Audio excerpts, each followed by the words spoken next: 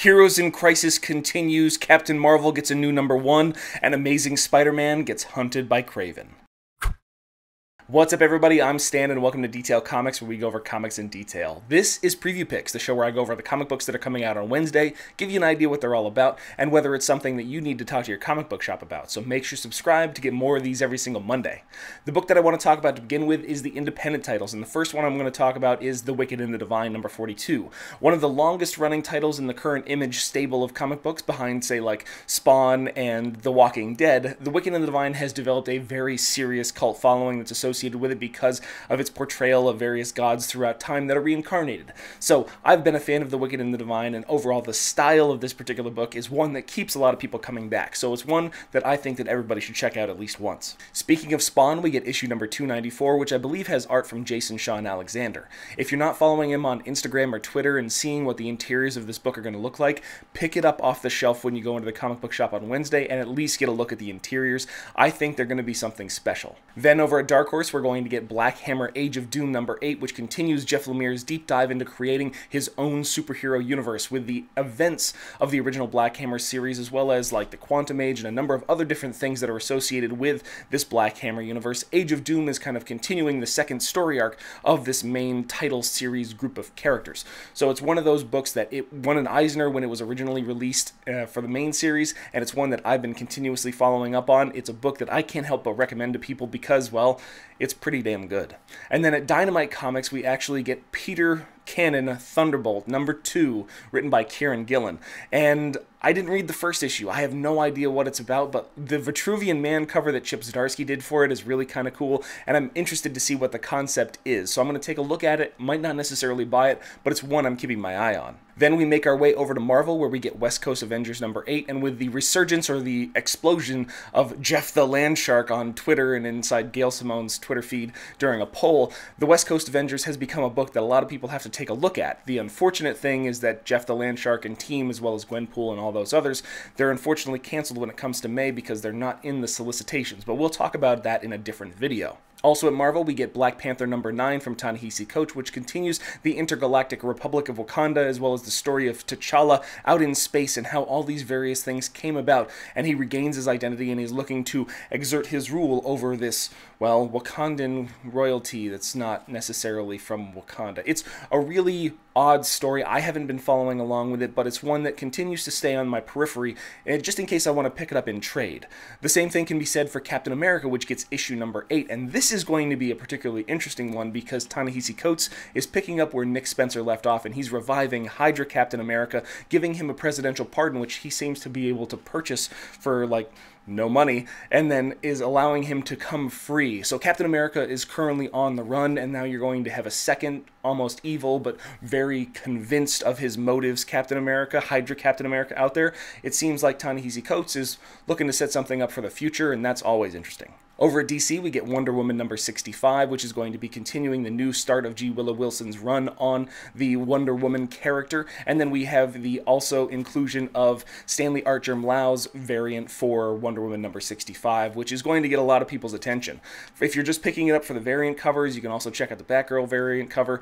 But the story is something that you should really be focusing on. Hopefully she can make Wonder Woman her own after the various runs that came before her. So Wonder Woman is a book that I'm keeping my eye on so that way if it starts picking up steam, I can hop on board. Also, we've got Martian Manhunter, which gets issue number 3 from Steve Orlando and Riley Rosmo, and I just haven't been following up with this maxi series. It feels like it's been delayed. You know, it just doesn't come out frequent enough for me to be like, oh yeah, Martian Manhunter comic book. So if it's something that you're a fan of, if you like the character of Martian Manhunter, this is going to be a heavy dose of it outside of the Justice League storyline, so it's one that you should be keeping an eye on. Making our way back to Marvel, you get X-Force number 3, which is coming out from Ed Brisson, and it's not a book that I'm going to be following along with. It just seems like there's so much going on inside the X universe that I can't really dedicate myself to X-Force when X-Force wasn't really a huge part of my comic book reading childhood.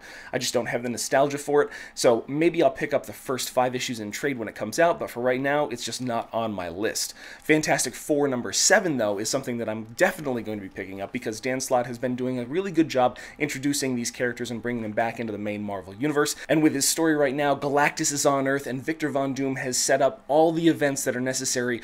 You know, he's been planning this entire thing, and Doom's about to eat one of his disciples, and the Fantastic Four are there, and they've got it's all kinds of craziness, and Doom is being Doom, which is always a really fun adventure. Next, we can make our way into the New Age of Heroes, where we've got Sideways number 13, which is the final issue of the Sideways character. He might make appearances in other stories, or maybe make a resurgence sometime at a later date, because he does have a lot of promise as a character, but for now, this is where we're going to have to send Sideways off to the sidelines. But the Terrifics is also getting issue number 13, which is not their final issue, because the Terrifics, as well as the Silencer, have been some of the best performing books out there as far as story presentation, and overall, Jeff Lemire has been doing a fantastic job. The question is, how long can they keep the creative team that is keeping the Terrifics, well, terrific, before they're going to have to kind of shutter the entire New Age of Heroes? The vast majority of them have already been announced for cancellation or have already been canceled themselves, so the New Age of Heroes might not be around much longer. Next, the Superior Spider-Man hits issue number 3, and Christos Gage has been doing a really solid job because he contributed heavily to the original Superior Spider-Man storyline, as well as the story that goes through the Spider-Verse, which takes care of Otto Octavius inside a Spider-Man body. So this time he might be a cloned Ben Reilly hybrid of himself, but dealing with the character of Otto Octavius in a kind of superhero role when he's outside of that normal.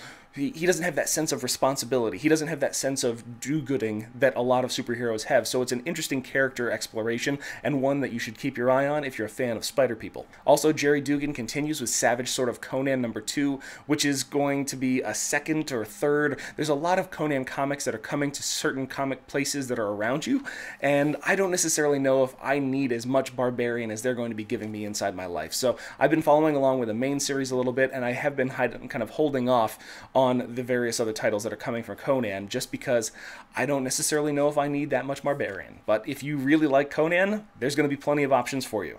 After we make our leave from Marvel, we can hop back into the worlds of magic over at DC, where we get Books of Magic, which continues the exploration of the Sandman universe outside the main Sandman series. So these, like the Dreaming and the Whispers and all that kind of stuff, they've been exploring different aspects of the Sandman universe and trying to develop this character system, this universe itself. It's one I should be following along with, but I'm not.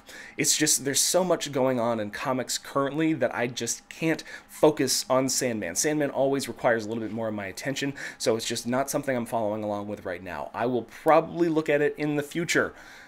Probably.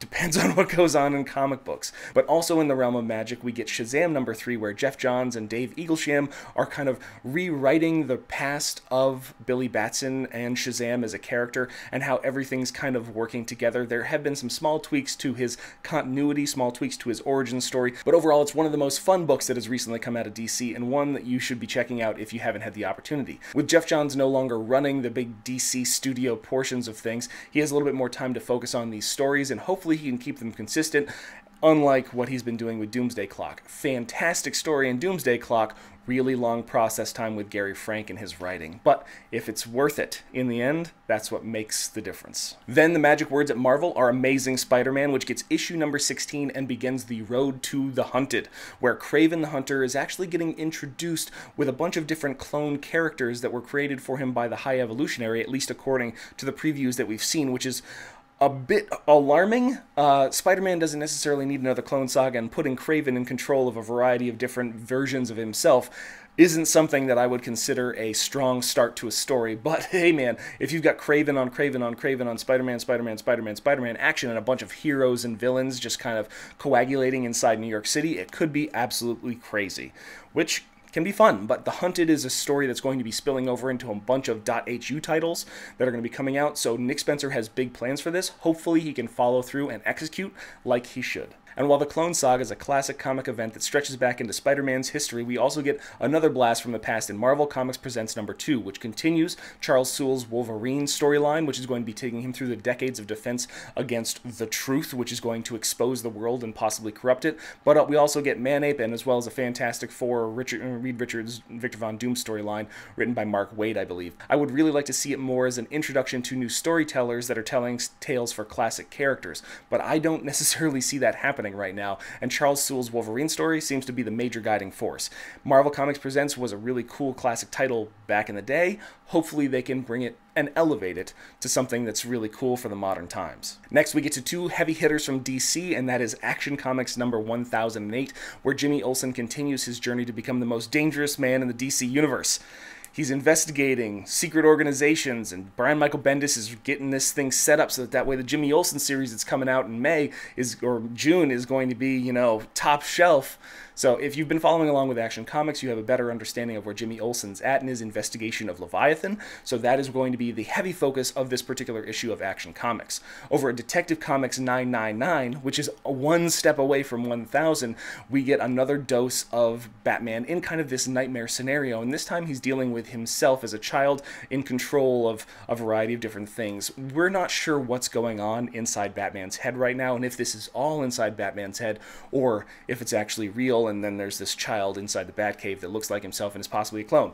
We don't really know, but Peter J. Tomasi hasn't led me wrong yet, so I'm going to have a little bit of faith and check this one out. Other comics you should be checking out are from Chip Zdarsky. So he's got Invaders number 2, which is coming out, telling the story of Namor as he tries to invade the land while dealing with Bucky Barnes, Captain America, and the original Human Torch, the android. So this is a really good throwback type title that Chip Zdarsky is writing, but the real big focus for Chip Zdarsky is Daredevil number 2 with Marco Checchetto, or Checchetto. I'm not really sure. I'm really terrible with these kinds of names, but Daredevil is not a terrible comic book. It's one that he's leaning heavily into the whole Catholic guilt aspect of things. He's not the Daredevil that he once was. And I've actually got a video that I'll put up in the upper left-hand corner if you want to check out issue number 1, a little bit of a recap. But it's one that I think that everybody should be taking a look at. Next, Flash number 65 gives us the conclusion of the comic crossover between Batman and the Flash, The Price. So Joshua Williamson's been doing a really good job connecting continuity amongst the DC comics that are really telling the story between the Flash, between Batman, going all the way back to I Am Gotham, as well as Heroes in Crisis, and kind of bringing a little bit more life to these stories and making them feel a lot more intertwined. It was a bit hokey at the beginning of it, but really we're off to a really strong start, and the finish hopefully is going to be everything that we're hoping for. But the Flash number 65 has become a can't-miss issue for a lot of people that want to know more about Gotham Girl, Sanctuary, Heroes in Crisis, and a number of other titles. We also have Justice League Odyssey number 6, which has a completely different story than the original solicitations because of the events of Justice League Annual number 1. With Darkseid evading the entire, basically, abolishment of the New Gods during the release of Perpetua, he is now the last New God remaining. And that is going to be one of the big story points of Justice League Odyssey from Dan Abnett, and one that you really can't miss if you're looking for a little bit more tie-in continuity to the Justice League story from Scott Snyder. And then another issue number 6, we have Heroes in Crisis number 6, which continues the story of the murders at Sanctuary. So we've got various different suspects in this, and they're all different versions or different characters that have received treatment at Sanctuary. You've got Wally West, you've got Harley Quinn, you've got Booster Gold, you've got shit, you could go with Skeets, you've got Nemesis, there's possibly Bane, Gotham Girl. We don't necessarily know what's going on right now, but it looks like somebody is setting somebody up, or possibly somebody's controlling everyone, and we just don't necessarily know who yet. But Heroes in Crisis number 6 is continuing this mini-series, and it's one that you've got to kind of pay attention to. There's a lot that's going on. Now for new number 1s, we get Age of XMan Extremists number 1, which is telling the story of this kind of executioner squad of mutants in this mutant utopia, which is led by Cyclops, and then we've also got like Bobby Drake Iceman and all that kind of stuff. So it's one of those stories where we saw them initially in Age of X-Man Alpha, where they brought Bishop and turned him into a prisoner, sending him someplace else. This is, well, I'm going to pass. I'm just going to pass on all the Age of X-Man stuff. It's just not for me. Then the last new number 1 is from Marvel, and that is Captain Marvel, Mightier and Brighter number 1, which is going to be kind of a comic continuity tie-in to the silver screen version of Captain Marvel, or at least that's what it seems. There is a little bit of promise because Jodie Houser is writing it, and she's written a lot of really good stuff recently. She did a solid job on Amazing Spider-Man Renew Your Vows after Jerry Conway and Ryan Stegman left that title, which really helped out a lot of different things. And then she's done a lot of stuff over at Valiant with Faith, and she's been a real terror when it comes to the Star Wars titles for Marvel. So it's one of those books that you have to kind of consider regarding this. Some people might not necessarily necessarily even enjoy a Captain Marvel title at this point in time, given some of the kind of toxicity that's around it. But if you're into the character and you want a different perspective, she might be able to provide one. I'm going to kind of tread with caution on that. It feels like the inspiration for Captain Marvel was taken from titles quite a long while ago and not necessarily something that current continuity can help out, but it could be a fun, fresh face for a lot of different people that don't know much about the superhero. So check it out if you don't really know much about Carol Danvers. So that's it for the new comics that I want to talk about this week, but I want to know what you guys are picking up, so hit me up in the comments down below and we can start that conversation. As always, if you like what you see, hit the like button. Don't forget to subscribe to get more news, reviews, and commentary on comic books, comic book movies, comic book TV shows and games, and anything and everything inside the world of comics.